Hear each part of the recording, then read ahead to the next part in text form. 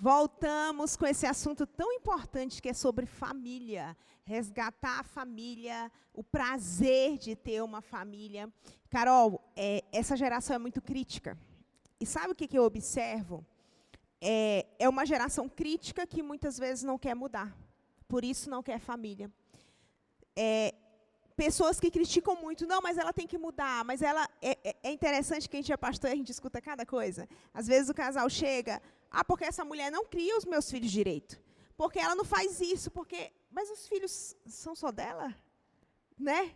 Assim, ou então critica muito, mas às vezes não vê o lado, não vê o seu lado, porque é lindo quando a palavra de Deus diz que nós somos cooperadores, não adianta.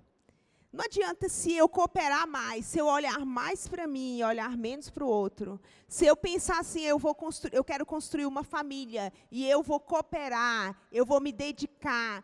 O problema é, eu não vou construir família, porque vai dar tudo errado, porque vai ter problema, porque eu espero que o outro seja a solução, que o outro seja a diferença, que o outro seja melhor. Minha casa é um inferno porque o outro, tudo é o outro, né?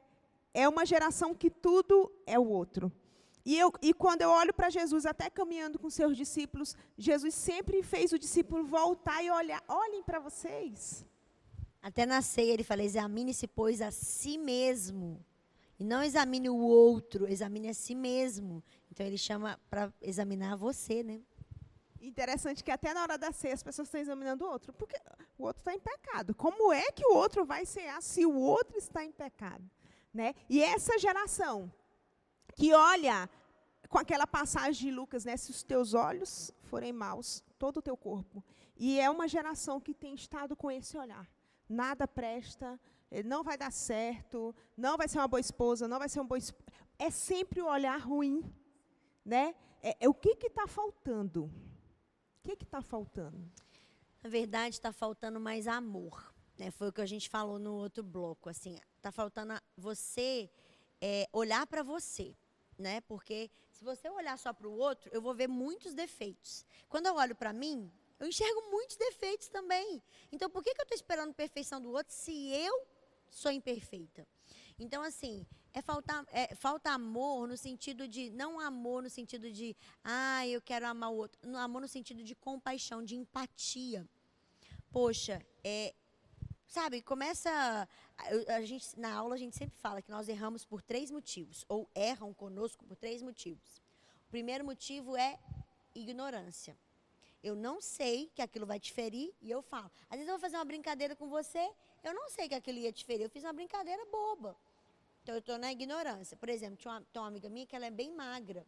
O sonho, né, gente, ser bem magra. Só que ela foi muito frustrada na infância, recebeu muitos apelidos pejorativos. Então, quando alguém chega para ela e fala assim, ô magrela, aquilo para ela é uma ofensa e machuca muito. Só que a pessoa, se eu chego para ela e falo assim, ô magrela, e eu não sei da história dela, eu errei com ela por ignorância. Eu não sei, por isso eu fiz. Segunda forma de a gente errar é por imaturidade. Eu sei que aquilo pode ferir, mas eu não sei a profundidade daquilo. Então, ela fala assim, não me chama de magrela, não. Aí eu, vai ser boba, você é magrela mesmo. Então, assim, eu sei que aquilo pode ferir, porque ela já pediu para eu não chamar. Mas eu não sei o porquê.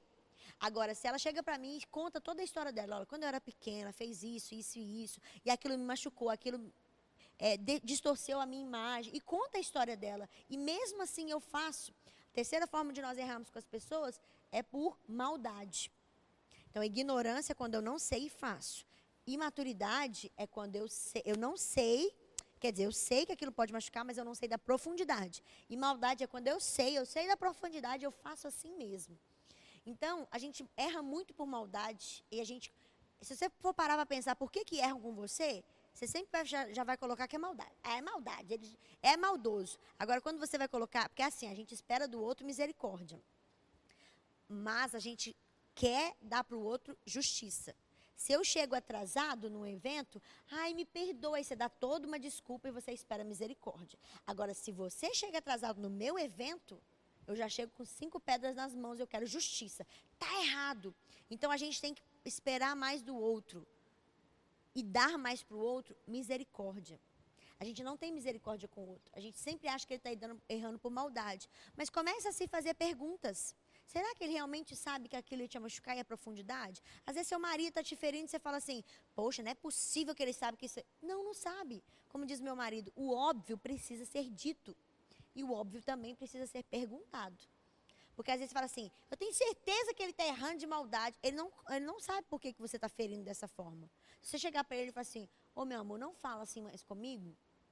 Uma vez aconteceu isso comigo com meu marido. Tipo assim, na cultura dele, ele é carioca, eu sou mineiro. Então já tem aquele choque cultural. Então na cultura dele, na família dele, eles tinham um tipo de brincadeira entre eles que pra mim era pejorativo. Mas pra eles não, era brincadeira e não é maldade. E aí um dia ele foi brincar assim comigo. Eu falei assim, olha, não... Se eu chegasse e falasse assim, que absurdo, na minha cultura, na minha ótica, na minha cabeça, aquilo era absurdo. Mas na cabeça dele, não, ele foi ensinado diferente. Então, o que eu tive que chegar a fazer? Eu falei assim, amor, olha, aqui pra mim, isso é pejorativo, isso é maldade, isso é ruim, Eu expliquei pra ele. Ele não fez mais. Se ele fizesse de novo, já seria maldade. Mas o que a gente espera? Ele fez uma vez, você não falou nada, você não falou que você não gostou, você não explicou, você não... Nada. E você já... Que absurdo! E não sei o quê. E você já explodiu. Mas peraí, desculpa, eu não sabia que isso era ruim para você. Mas é óbvio que é ruim. Olha o que você está me chamando. Não, é ruim. É óbvio para você, para sua cultura, para sua cabeça, para sua limitação. Mas não é óbvio para mim. Então a gente precisa aprender a ter empatia pelo outro e ter mais diálogo.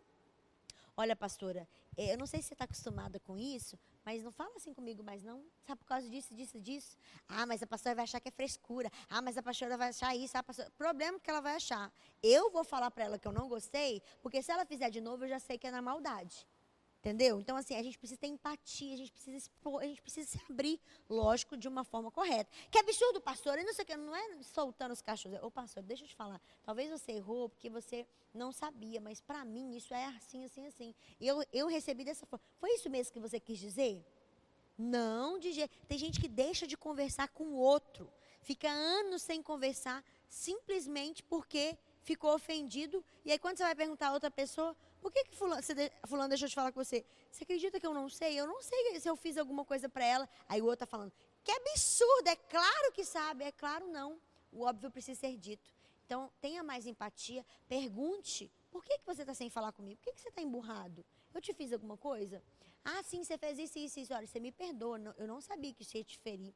Eu errei na ignorância, ou eu errei na maturidade. Agora, se você errou na maldade, reconheça também. Olha, eu sabia, eu fiz só para te ferir, então me perdoa porque eu fui infantil. Não tem problema nenhum você reconhecer. Reconhecer os erros é característica do maduro. O imaturo não reconhece, mas o maduro reconhece. Então a gente precisa amadurecer e a gente precisa ter mais empatia pelo outro. Né? E assim, Carol, você falou algo sobre se comunicar. É uma coisa que essa geração não sabe. Porque eu não me comunico, é mais fácil. Ah, eu estou chateada com alguma coisa que falaram, eu saio da igreja. Né? Eu saio do relacionamento, eu termino. Eu não falo que foi uma coisa que ele falou. Eu descarto, né? Eu descarto. Então, assim, e as pessoas andam perdidas porque as pessoas não se comunicam mais. Não fala. E eu sempre digo, quando você não fala, você não aprende e você não ensina o outro. Você não dá oportunidade para o outro crescer. Porque quando você fala, ah, mas eu vou falar e a pessoa, ela não vai querer ouvir. Talvez ali, no momento, ela não expresse que ela está ouvindo, mas em algum momento ela vai pensar. E outra, você falou também por você.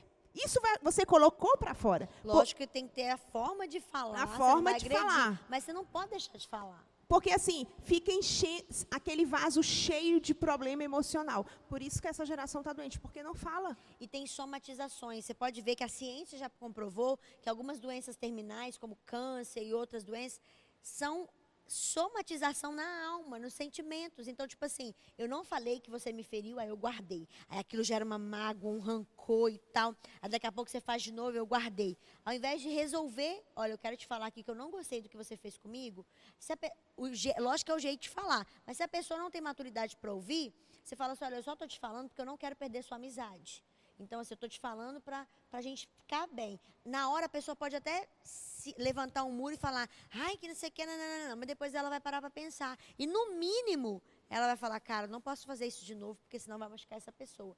Ah, mas ela não quis ouvir e tal. Aí é o problema dela, mas a sua parte você fez, que foi expor o que você estava sentindo. E isso é tão mais saudável quando você faz isso, principalmente na família, com a sua mãe, com seu filho, com o seu marido, com seu pai. Volto a falar, tudo tem uma forma de falar. Você não vai vomitar e jogar e acusar, apontar. Mas você precisa expor, você precisa falar. Porque assim você vai ser curado e você vai ajudar a curar o outro. Interessante que Lucas 21 vai falar assim, ó, persevere em guardar a sua alma. Na versão NVI fala assim, persevere em obter vida. Né? Então, assim, quando você expõe algo, porque se está doendo, está guardando lá para quê? Né? Então, quando você fala, você tá guardando, você está obtendo vida. Né? A gente se preocupa muito, e o que o outro vai pensar? Se você está falando com sabedoria, com maturidade, guarde a sua alma. Você se esvaziou. A outra parte, deixa que o Espírito Santo vai tomar de conta. Mas essa geração está assim, acha que está se guardando, mas não está se guardando, porque não está falando, está ficando ferido. Aí vai falar para o outro que gera fofoca. E aí o ferido fere. Se Exatamente. Você não fala, você está se ferindo. E o ferido fere. Quando você vai falar com a pessoa da outra vez, você já vai falar com mais rispidez, com mais... Você vai levantar um muro. O ferido fere, o curado cura. Então, se eu falei e eu me curei, a próxima vez que eu vou falar... Lógico que você vai falar com jeito, mas você vai trazer cura. Você vai falar assim, olha...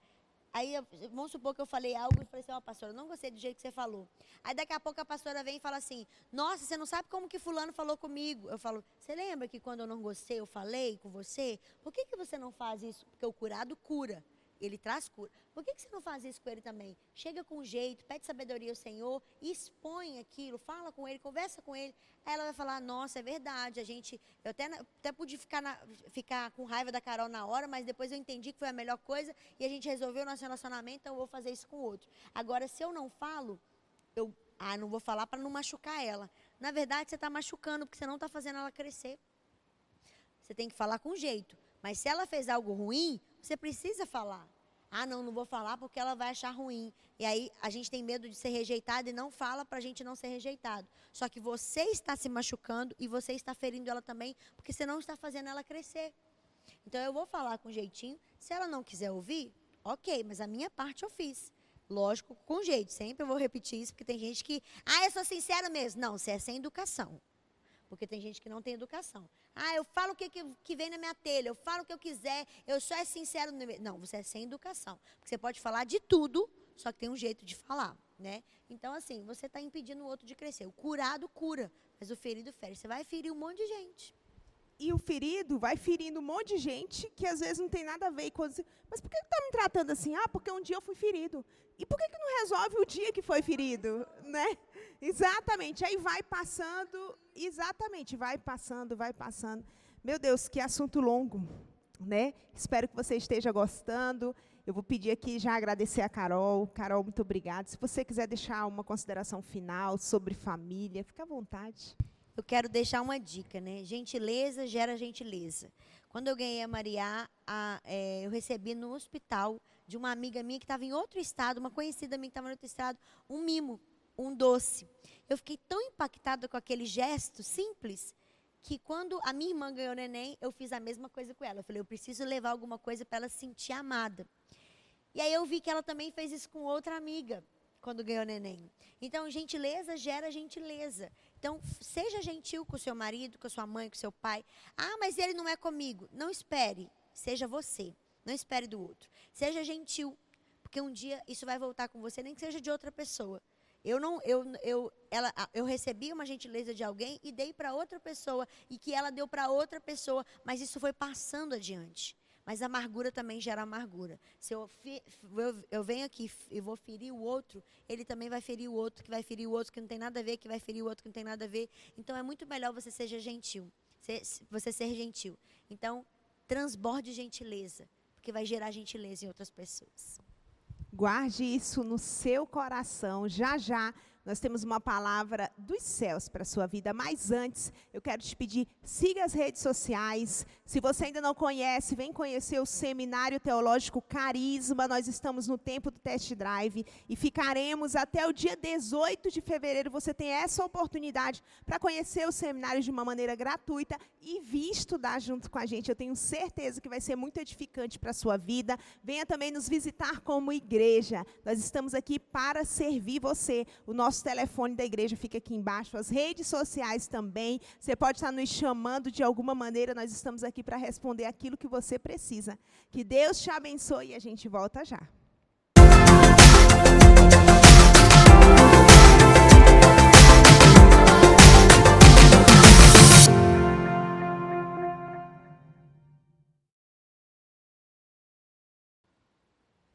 Olá, eu estou entrando mais uma vez aí na sua casa para trazer uma palavra ao seu coração.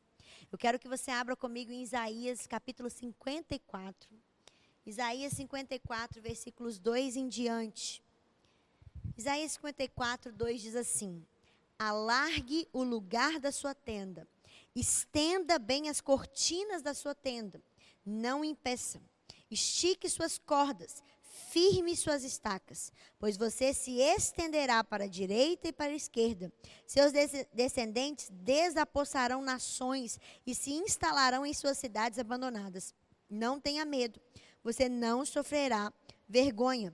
Não tema o constrangimento, você não será humilhado. Esse texto fala de fincar as estacas e alargar as tendas, porque tem algo novo chegando, né? E eu quero falar para vocês como que nós podemos expandir a nossa fé. Hebreus capítulo 11 vai falar que a fé é versículo 1, né? A fé é a certeza das coisas que nós esperamos, convicção de fatos que não se veem. A fé é a certeza, as convicções, mas parece contraditório, Carol. Como que é um fato se eu não estou vendo? Quando Deus te diz algo, isso já é um fato, e é só uma questão de tempo e vai acontecer. Então, a fé é a certeza das coisas que se esperam, convicção de fatos que não se veem. Mas nós vimos em várias histórias da Bíblia, Jesus falando, homem de pequena fé, mulher, grande é a sua fé. Então, nós vimos que a fé pode crescer ou diminuir. A todos nós foi dada uma medida de fé. E nós podemos esticar a nossa fé, nós podemos crescer a nossa fé. A fé é como um músculo. Quando você começa na academia e você está sedentário, você consegue levantar a perna só um pouquinho. Agora, quanto mais exercício você fizer, quanto mais movimentos você fizer, você consegue esticar a perna de um tanto. Quem passou a vida inteira, por exemplo, sendo bailarina, consegue fazer a abertura mesmo sendo adulto. Eu tenho uma bebezinha e ela consegue colocar o pé na boca. Por quê? Porque ela tem uma elasticidade muito grande. À medida que a gente vai crescendo, a gente vai ficando mais sedentário e a gente tem mais dificuldade disso. Agora, se eu começar a fazer todos os dias exercício para poder esticar a perna, vai chegar um momento que eu vou conseguir fazer a abertura. A fé da mesma forma, a fé é como um músculo. Nós precisamos esticar para que cada vez mais possamos viver coisas ainda maiores em Deus. E Hebreus 11:6 fala que sem fé é impossível, não é difícil, é impossível agradar a Deus. Então hoje eu quero falar rapidamente 3 formas de você expandir a sua fé, de você esticar a sua fé, firmar as suas estacas e esticar a sua fé para viver propósitos ainda maiores. Primeira forma de você esticar a sua fé é com um sonho. Você tem um sonho? Qual é o seu sonho? Um sonho de casar, um sonho de ter filhos, um sonho de viajar, um sonho de ter uma empresa, um sonho de ter uma prosperidade. Qual que é o seu sonho? Quando nós temos um sonho, nós esticamos a nossa fé. Eu tinha um sonho de casar e eu não tinha condições financeiras de casar. Eu falei, Deus, eu tenho um sonho, mas eu não tenho condições. E eu lembro que uma vez, a gente tinha um culto na matriz, e a gente tinha vigílias, que dava muitas pessoas, 1.500 pessoas na vigília, porque as vigílias eram temáticas. E um dia eu fiz uma vigília que era no formato de um casamento. E aí eu falei assim, como que eu vou conseguir? Eu não tinha recurso, como que eu vou conseguir comprar, alugar e ter as coisas para um casamento? Eu queria um vestido de noiva, eu queria um tapete vermelho no meio da igreja.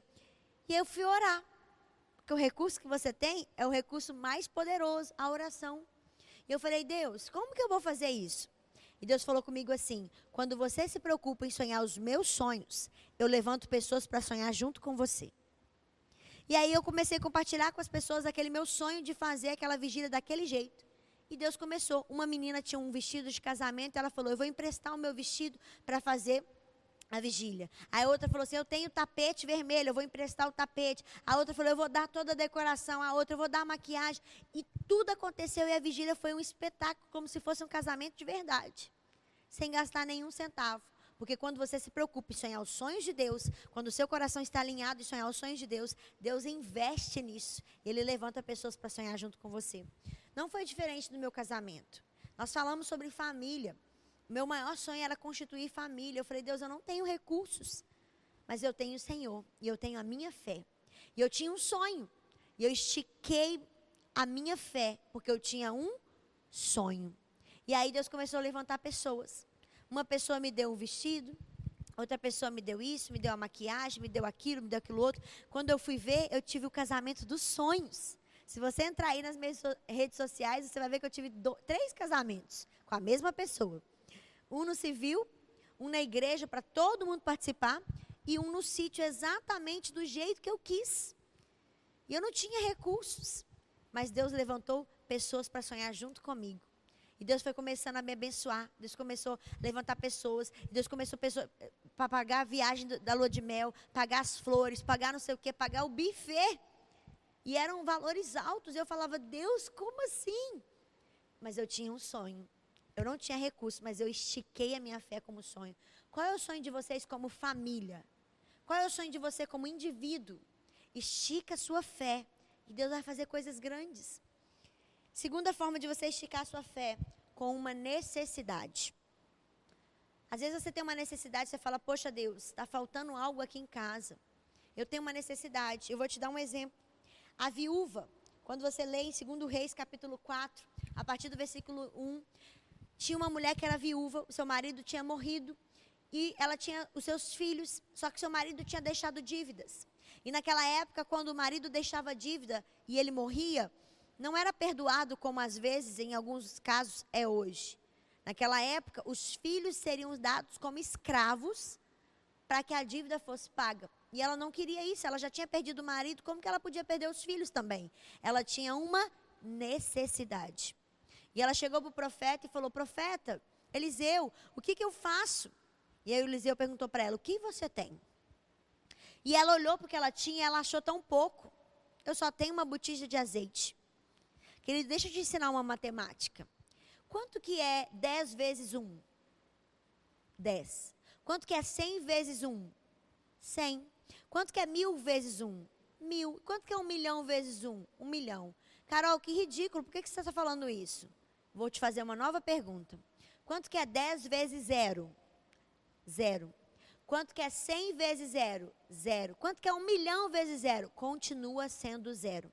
Entenda que você pode ter apenas uma coisinha que para você parece significante. Mas o fator multiplicador não é seu. O fator multiplicador é de Deus. Se você tiver algo tão pequeno, 1 vezes 10 do lado de Deus, você vai ter 10. Mas eu só tenho isso vezes 1000 do lado de Deus, você vai ter 1000. Mas eu só tenho isso vezes 1 milhão do lado de Deus, você vai ter 1 milhão. O que você tem nas suas mãos? Às vezes você acha que é algo tão insignificante como uma botija de azeite e foi o suficiente para Deus multiplicar. Porque ela pegou a botija, ela pegou as vasilhas vazias e o azeite começou a multiplicar. Ela esticou a fé dela porque ela tinha uma necessidade. E aquele azeite multiplicou tanto, porque quem multiplica é o Senhor. O milagre vem sempre da parte de Deus. Você não faz milagres.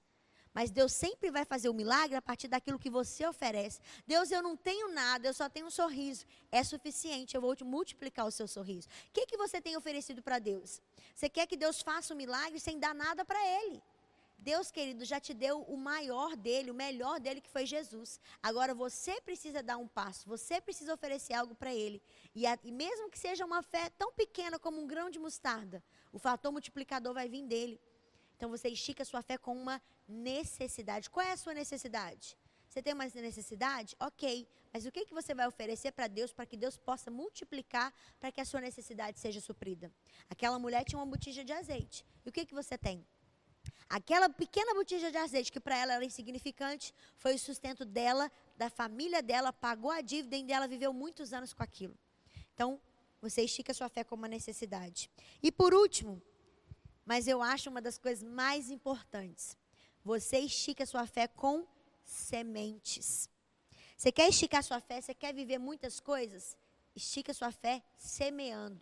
Aqueles que com lágrimas semeiam, com júbilo voltam com seus feixes cheios. Sementes, querido, não é só semente financeira, também.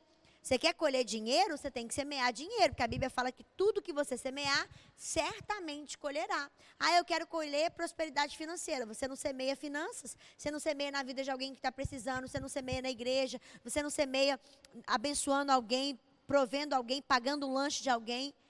Mas sementes não são só dinheiro.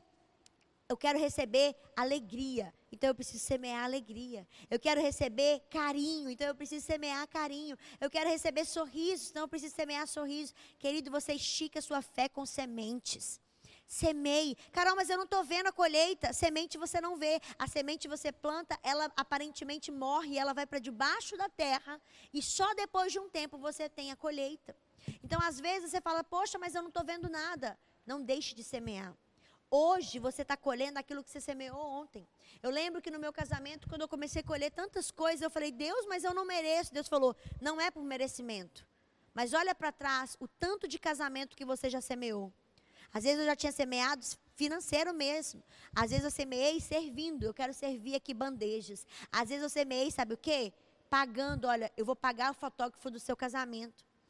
Você semeia, e eu recebi muito mais no meu casamento. E entenda que hoje o que você está colhendo são sementes que você lançou ao chão. Aquele que com lágrimas semeia, as suas lágrimas são sementes. As suas orações são as sementes mais poderosas que você tem. Semeie, não deixe de semear. Não passe um dia sem lançar uma semente no solo. Seja financeira, seja um sorriso, seja uma gentileza. Não passe um dia da sua vida sem lançar uma semente no solo. Essa semente vai morrer, mas um dia você vai ter uma colheita farta. Porque se a semente você comer, acabou por ali. Mas se você pegar essa semente e semear em solo fértil, você vai ter uma árvore com muitos frutos. E talvez você vai ter até uma floresta inteira.